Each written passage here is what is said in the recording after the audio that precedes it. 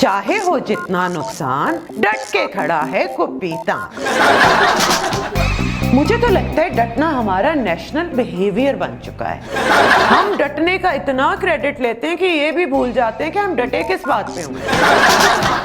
आजकल भला हम किस बात पे डटे हुए हैं? शोएब अख्तर झूठ बोल रहे हैं। पाकिस्तान में भेदभाव, जात पात, रेसिज्म, सेक्सिज्म, अरे क्या बात कर रहे हो, ये तो हो ही नहीं सकता।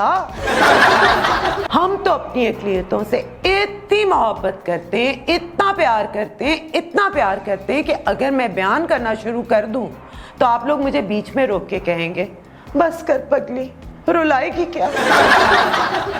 हम पाकिस्तानी हिंदुओं से तो इतनी मोहब्बत करते हैं कि मैं बता ही नहीं सकती। और अगर खास तौर पे वो हिंदू लड़की हो, कमसिन हो, फिर तो हमारी मोहब्बत बेशुमार हो जाती है। स्वीट स्वीट, मिठो मिठो, सॉरी मेरा मतलब है मीठा मीठा।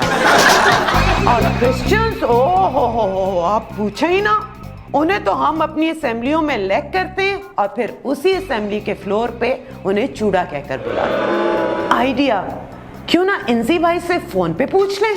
जरा फोन तो मिलाइएगा इंजी भाई को।